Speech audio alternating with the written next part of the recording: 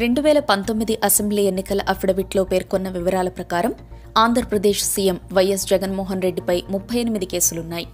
తీవ్రమైన ఆర్థిక నేరాల అభియోగాలతో కూడిన కేసుల్లో సీబీఐ, ఎన్ఫోర్స్మెంట్ డైరెక్టరేట్లు దర్యాప్తు చేస్తున్నాయి. 2012 మేలో సీబీఐ కేసులో అరెస్టై 16 నెలలు జైల్లో ఉన్న జగన్ ప్రస్తుతం బెయిల్పై ఉన్నారు. జగన్పై సీబీఐ నమోదు చేసిన 11 కేసులపై హైదరాబాద్లోని సీబీఐ కోర్టులో విచారణ సాగుతోంది. ఉమ్మడి ఆంధ్రప్రదేశ్ మాజీ మంత్రి శంకర్రావు, టీడీపీ మాజీ ఎంపీ ఎర్రనాయుడు అప్పట్లో ఆంధ్రప్రదేశ్ హైకోర్టులో వేసిన పిటిషన్లతో ఈ కేసులు నమోదయ్యాయి. 2010లో దాఖలైన పిటిషన్ల ప్రకారం తన తండ్రి వైఎస్ రాజశేఖర్ రెడ్డి సీఎంగా ఉండగా ఆయన అధికారాన్ని ఉపయోగించుకుని అప్పటికే ఎంపీగా ఉన్న జగన్ క్విడ్ ప్రోకోకి పాల్పడ్డారని ఆరోపించారు. కొన్ని సంస్థలకు భూములు, మైనింగ్ లైసెన్స్, ఇతర అవకాశాలు ఇప్పించి బదులుగా సొంత సంస్థ జగతితో పాటు ఆయన ప్రాతినిధ్యం వహించే అనేక కంపెనీలకు పెట్టుబడులు దక్కించుకున్నారనేది జగన్పై ప్రధాన అభియోగం. దీనిపై హైకోర్టు 2011 ఆగస్టు 10న సీబీఐ విచారణకు ఆదేశించింది.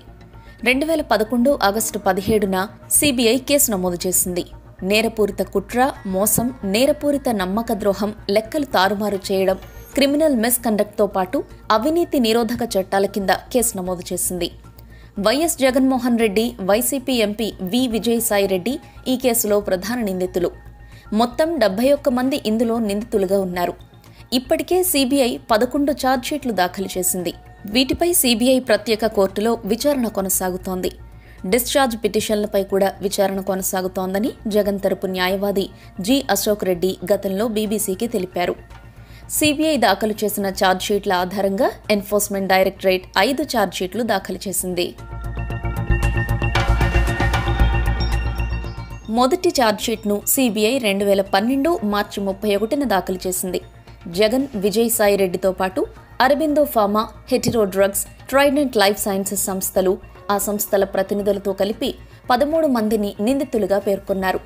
హెటిరో, అరబిందో ఫార్మా వంటి సంస్థలు జగన్ కంపెనీల్లో 29.5 కోట్ల రూపాయల పెట్టుబడులు పెట్టాయని ఈ ఛార్జ్షీట్లో సీబీఐ ప్రస్తావించింది. జగతి పబ్లికేషన్స్లో పెట్టుబడులు పెట్టినందుకు ఏపీ ప్రభుత్వం ద్వారా ఆ సంస్థలు లబ్ధి పొందాయన్నది ఆరోపణ. విశాఖపట్నంలోని నక్కపల్లిలో ఎస్ఈజెడ్లో భూమి కేటాయింపులకు అదే కారణమని సీబీఐ అభిప్రాయపడింది. 2012 ఏప్రిల్ 23న 2, 3 ఛార్జ్షీట్లను దాఖలు చేసింది సీబీఐ.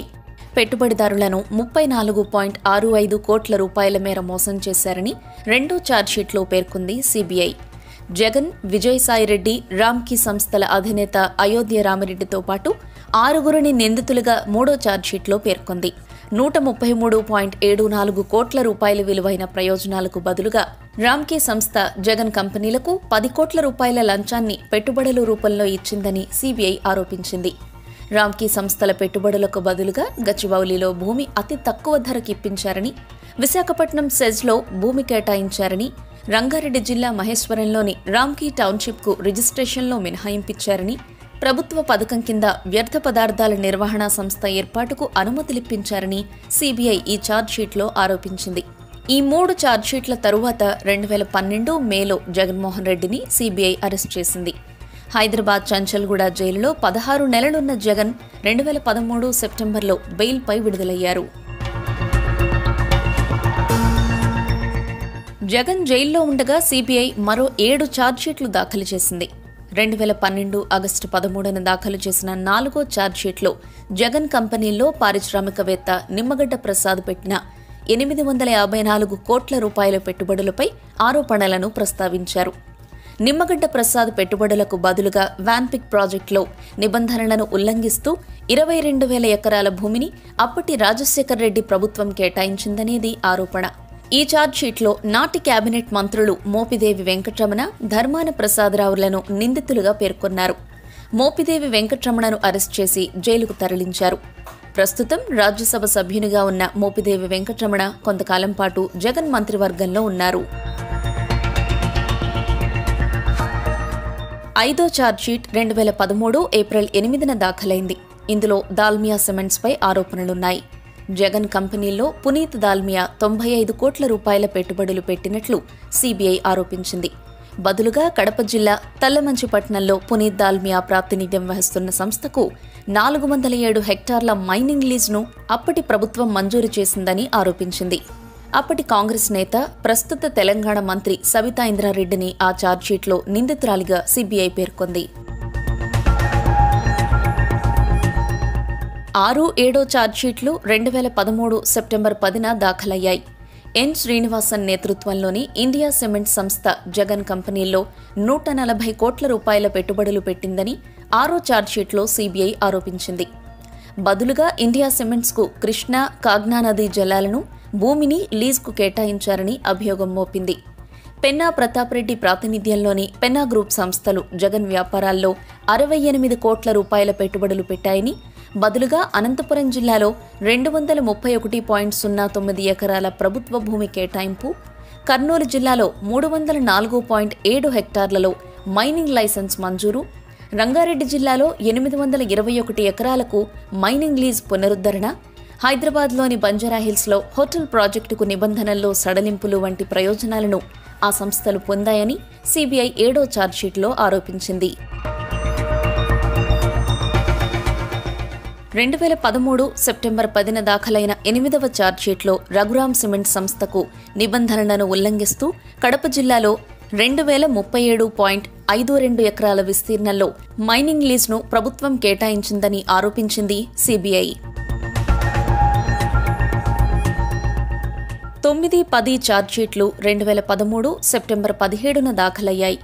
జగతి పబ్లికేషన్స్లో 50 కోట్ల రూపాయల పెట్టుబడులకు గాను లేపాక్షి నాలెడ్జ్ హబ్కు అనంతపురం జిల్లాలో 8,844 ఎకరాల భూమిని కేటాయించినట్లు 9వ ఛార్జ్షీట్లో ఆరోపించారు. కామల్ ఏషియా హోల్డింగ్స్ ప్రైవేట్ లిమిటెడ్లో 15 కోట్ల రూపాయల పెట్టుబడికి బదులుగా ఇందూ టెక్ జోన్ సంస్థకు శంషాబాద్ వద్ద 250 ఎకరాల భూమిని కేటాయించారని 10వ ఛార్జ్షీట్లో సిబిఐ ఆరోపించింది. 2014 సెప్టెంబర్ 9న 11వ ఛార్జ్షీట్ దాఖలైంది. హైదరాబాద్లో ఇందూ ప్రాజెక్టులకు భూ కేటాయింపులను క్విడ్ ప్రోకో కింద జరిగినట్లు ఆరోపించింది సిబిఐ.